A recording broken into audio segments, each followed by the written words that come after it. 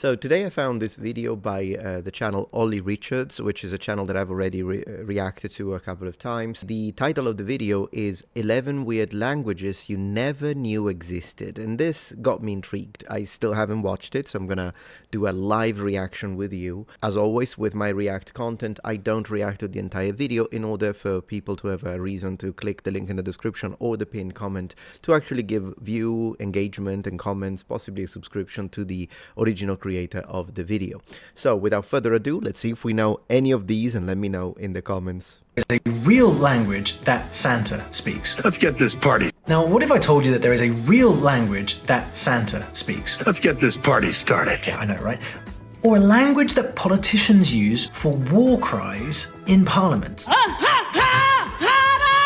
That's Maori, so I recognize that one immediately, yeah. You see, believe it or not, there are lots of languages out there that you probably never knew existed, and yet some of them are hiding in plain sight. So is it possible that we are all missing out on something amazing? Well, I went looking from the icy Arctic to the Pacific Islands, and I found 11 incredible languages that you really should know about. Each one is packed with surprises that will make you really think about language and the world a little differently. And one of them is even taking over Silicon Valley.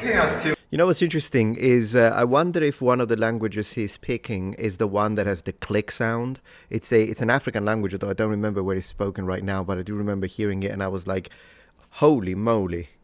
Imagine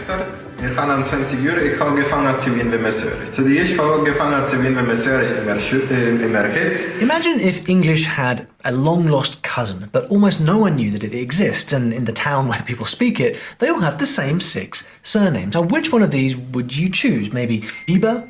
Fox? Mosler.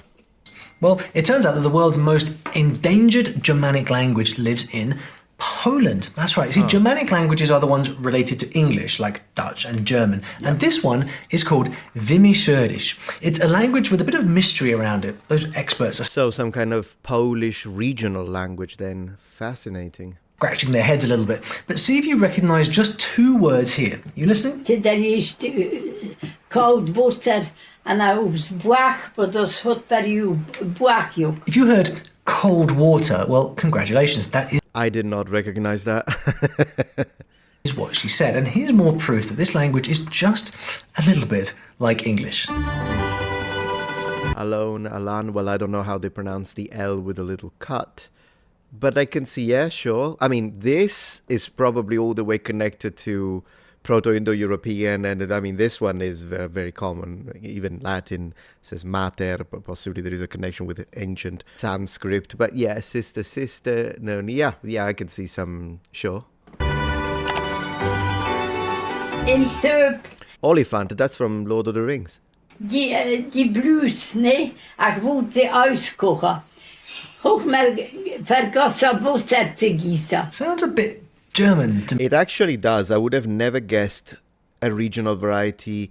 I wonder how connected it is to Polish. Simply because it's in Poland, geographically, it doesn't automatically mean, you know, whatever standard Polish version is, then that's going to be the closest one from a linguistic level. So maybe it is more closely related to German. Let's see what he says. Did you get that too? So what's going on here? Well, it's the most mysterious language of Central Europe. It does seem like German at first, but then it has all of these odd words with funny L's. This is actually the Polish L that sounds like a W. So this is a modification of the letter L, and it's just like the English W. So like the Cockneys. Not just the Cockneys, but in general, there are some southern varieties in England that do this, like when they say 13 years old, Zelda. So yeah, it's called the Dark L. He's definitely gonna say that. 100% he's gonna say that. Łatwy. This story is wild. Back in the 13th century, fierce Mongols invaded and emptied the Polish town completely. So an invitation went out for Europeans to come and settle, and they did. They've been here for 800 years now, so it's amazing they never lost their unique language. Some guy even wrote a nice poem, but who are they? Well, they claim to be descendants of Flemish or English settlers, but the experts say that's just a fantasy and it's more like a strange variety of German, but they do not consider themselves German. Right.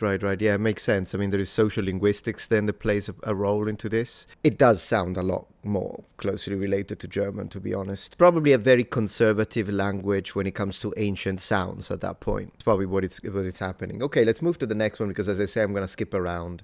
Let's see what you've got. Can you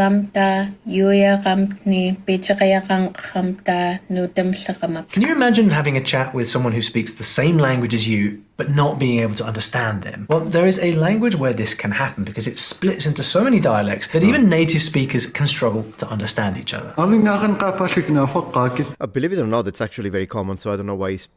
not that I'm disagreeing with him, but I'm saying, in Italian as well, if you get someone who speaks Furlan from the northeast, so Friuli, Venezia, Giulia region, and then someone who speaks some variety of Sicilian, someone who speaks Sardinian, someone who speaks Neapolitan, it won't be mutually intelligible. That's actually very common. Maybe because he's English, I think to give him a good idea, because of course in England you have lots of different accents, but when it comes to the ability of mutual intelligibility, usually someone from Liverpool, Manchester, London, they'll still understand each other even though their accents are planets apart. Maybe to give him a better idea would be someone speaking Cornish, someone speaking Gaelic, someone speaking, Scottish, whatever, all the Celtic languages, then something like that. But that's very common, and although those are not related to English. But as I was saying, that's very common. Oh my gosh, this is a little too much for me. Well, it's called Yupik, and it's a language group similar to native languages from Canada, like Inuktitut. If you've ever been curious about the languages of the Arctic, well, here's a nice big window for you into that world.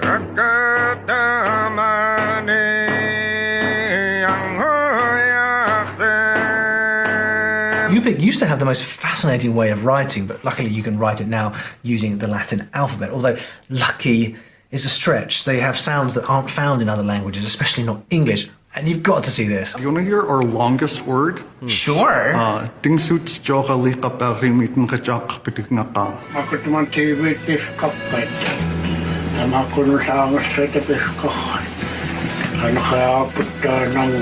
Instead of using separate words to make a sentence, Yupik crams everything into one long word. For example, I am going to sharpen my knife is one word. I need to remember that. I am going to sharpen my knife is one word. Holy moly. It's like agglutinative, possibly. All right, let's see the next one. This is getting interesting.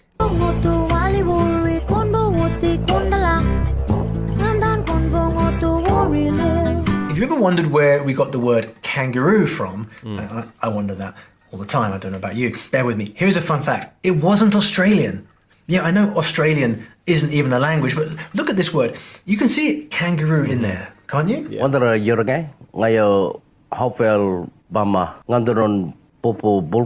It's an Aboriginal language of Australia spoken by people of far north Queensland called, help me out? That's the one. The name means speaking this way. Gets right to the point. It does what it says on the tin. Want to say what your name is? Try this. It was the first indigenous language in Australia to be written down, and it all happened when Captain Cook's crew ran aground on the Great Barrier Reef, wrecked their ship and bumped into some... Yeah, Aboriginal languages are fascinating. It wouldn't be nice to learn, of course, maybe not learn the reach fluency, because I imagine the material and learning aids are probably non-existent. So the only way you would become fluent in a language like this is if you imagine you marry someone from there and then you literally move into their village and stop speaking any other language for a couple of years, probably a little longer than that, depending. And then, sure. But otherwise, it's probably going to be extremely difficult. Like, good luck finding YouTube videos and grammar books. With that being said, it would be fascinating to learn at least a few words and a few sentences. Wouldn't it be nice, like, to learn that? And then if you run into a person from that, like, imagine you're visiting Queensland in Australia, which, I mean, one day maybe, and then you run into a person who is a native speaker of this Aboriginal language. Again, I would use the name of the language, but I don't know how to pronounce it. But yeah, no, also because sometimes you lack high quality recordings. That's another problem. That's why sometimes the languages, they sound a little mumbled because we're not used to the sounds. So perhaps getting used to the sounds, listening to them a lot would actually help our brains to disconnect them, because rather than then the other thing is sometimes there's lack of enunciation on part of the speaker. This happens in English as well, so you would have to find someone who maybe someone who within this culture, but they are very respected, like a person who speaks a lot, maybe a version of a philosopher or whatnot, and then someone who enunciates the and takes it, or maybe a teacher, like a teacher among them would probably be even better. And then of course high quality recording material. So these three things together, then it sounds like a mesh of sounds that we can't recognize, and therefore we struggle to imitate in any way, shape or form. But still, could you imagine you run into a person from this? It would be really nice. I'm sure it would make them happy. All right, let's see next one.